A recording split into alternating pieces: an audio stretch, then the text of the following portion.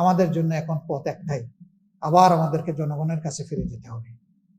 যেই জনগণ আমাদেরকে এই রায় দিয়েছিল, আমরা এখন সেই জনগণের কাছেই ফিরে যাব ইনশাআল্লাহ।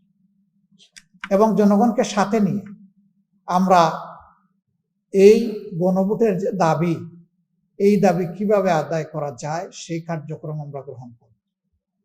এই ক্ষেত্রে অতীতে দেশ এবং জনগণের স্বার্থে আমরা দেশবাসীকে পেয়েছি, দেখেছি।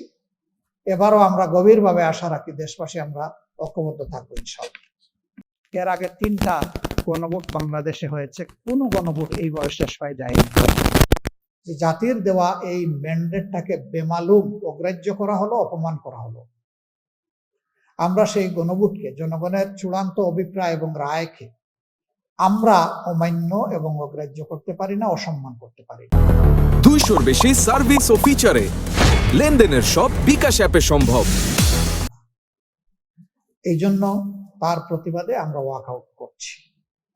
তখন তিনি দৃষ্টি আকর্ষণ করে আবার সাথে সাথে বললেন যে এই সংক্রান্ত আরেকটা নোটিশ মুলতবি প্রস্তাব হিসাবে এসেছে, সেইটা আমরা আজকে আলোচনা করব। আপনারা মেহেরবানি করে ওয়াক আউট না করে ওইটাতে অংশগ্রহণ করেন, মন খুলে কথা বলেন। স্পিকার মহোদয় ছিলেন না যেদিন এই নোটিশটা উত্থাপন হয়। তিনি তার স্ত্রীর ইন্তেকালজনিত কারণে অনুপস্থিত ছিলেন। সেই দিনই কিন্তু নোটিশটা উত্থাপন হয়েছে।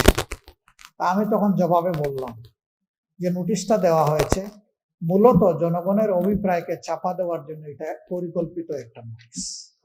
আমরা ওটারও প্রতিবাদে, এই দুইটার প্রতিবাদে আমরা এখন ওয়াকআউট করছি। এর আগে 3টা গণভোট বাংলাদেশে হয়েছে, কোনো গণভোট এই বয়স শেষ হয়ে যায়নি। এই অবস্থা মেনে নিইনি। আমরা জনগণের অভিপ্রায়ের প্রতি সম্মান দেখিয়ে আমরা ওয়াকআউট করেছি। আমরা চেয়েছিলাম আন্তরিকভাবে এখানে হাউজের ভিতরে এটার সমাধান হোক। হাউজের ভিতরে সমাধান হলে জনগণ আনন্দিত হতো। গতদিন আমরা অনুরোধ করেছিলাম যে আমিও বললাম, আপনিও বললেন, আমরা বললাম, আপনারা বললেন, এখন আমরা আলাদা হয়ে গেলাম কেন? আসেন আমরা জনগণের চূড়ান্ত রায়টাকে আমরা সম্মান করি, তাহলে এই মহান সংসদ আরো বেশি সম্মানিত হবে। আপনারা শুনেছেন আমার এই আহ্বান, কিন্তু না, এই আহ্বানের প্রতি তারা সম্মান প্রদর্শন করেননি, তারা ব্যর্থ হয়েছে। এখন যেহেতু হাউসের ভিতরে জনগণের এই অভিপ্রায়ের বিষয়টা সেইভাবে সম্মানিত এবং গৃহীত হলো না, আমাদের জন্য এখন পথ একটাই, আবার আমাদেরকে জনগণের কাছে ফিরে যেতে হবে। যেই জনগণ আমাদেরকে এই রায় দিয়েছিল, আমরা এখন সেই জনগণের কাছেই ফিরে যাব ইনশাআল্লাহ। এবং জনগণকে সাথে নিয়ে আমরা এই গণভোটের যে দাবি, এই দাবি কিভাবে আদায় করা যায় সেই কার্যক্রম আমরা গ্রহণ করব। এই ক্ষেত্রে অতীতে দেশ এবং জনগণের স্বার্থে আমরা দেশবাসীকে পেয়েছি, দেখেছি। এবারও আমরা গভীরভাবে আশা রাখি দেশবাসী আমরা ঐক্যবদ্ধ থাকবো ইনশাআল্লাহ। সাংবাদিক বন্ধুগণ, অতীতেও ন্যায্য সমস্ত বিষয়াবলিতে আপনারা গুরুত্বপূর্ণ অবদান রেখেছেন। এটা কোনো দলের দাবি না, এটা কোনো গোষ্ঠীর দাবি না, এটা কোনো ব্যক্তি স্বার্থ সংরক্ষণের দাবি না। এটা ছিল মূলত যে সমস্ত সাংবিধানিক কথা বলে, সংবিধানের দোহাই দিয়ে জনগণের উপরে দুর্নীতি এবং দুঃশাসনের বোঝা চাপিয়ে দেওয়া হয়, ওই জায়গাগুলো আমরা চেয়েছিলাম বন্ধ হোক। জুলাই সনদ, সেখানে বর্তমান সরকারি দলের গুরুত্বপূর্ণ জায়গাগুলোতে ডিসেন্ট আছে, তারা ডিসেন্ডিং অপিনিয়ন দিয়েছেন।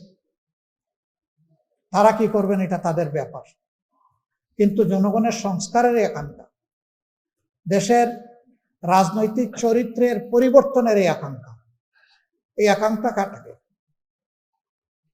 নিয়ম মাফিক চলতে দেওয়া হলো না। এটাই জাতির জন্য, আমাদের জন্য কষ্টের জায়গা, আর এই সংসদের জন্য এটা দুর্ভাগ্যের জায়গা। আমরা আপনাদের সহযোগিতা চাই। আপনারা জানেন 11টি দল আমরা নির্বাচনের আগেই বিভিন্ন দাবিতে আমরা ঐক্যবদ্ধ হয়েছি। আমাদের 2টা মেজর দাবি ছিল, একটা হলো সুশাসন, ন্যায় বিচার, আর একটা ছিল দুর্নীতি দুঃশাসনের বিরুদ্ধে আমাদের অবস্থান। আমরা এখন জনগণের দাবি জনগণের কাছে নিয়ে যাব, যেহেতু এখানে আমরা পারলাম না আদায় করতে। আমরা ইনশাআল্লাহ জনগণকে সাথে নিয়ে পরবর্তী পদক্ষেপ নেব। আপনারা সঙ্গে থাকবেন। আপনাদেরকে অসংখ্য ধন্যবাদ আজকে কষ্ট করে এখানে থাকার জন্য, আমাদেরকে কভার করার জন্য, আমাদেরকে শোনার জন্য।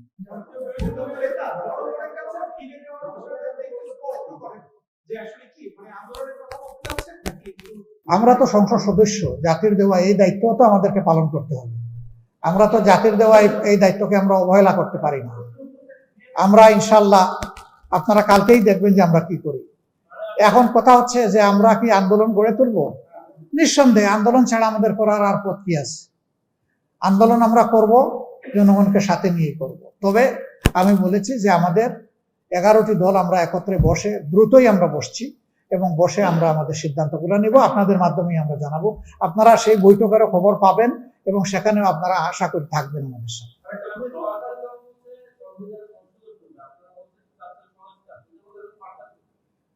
আচ্ছা, সংস্কার আর সংবিধান সংশোধন যদি একই জিনিস হইতো তাইলে কি কোনো ডিভিশন এখানে হতো? সংস্কার হতো। আর এরপরের কথা হচ্ছে, আমি বলেছি যে গণভোট হয় নাই সংবিধান সংশোধনের জন্য, গণভোট হয়েছে সংবিধান সংস্কারের জন্য। আমরা সেই দাবি নিয়ে এসেছি, ওখানেই আমরা থাকবো। এটাই আমাদের স্পষ্ট অবস্থা।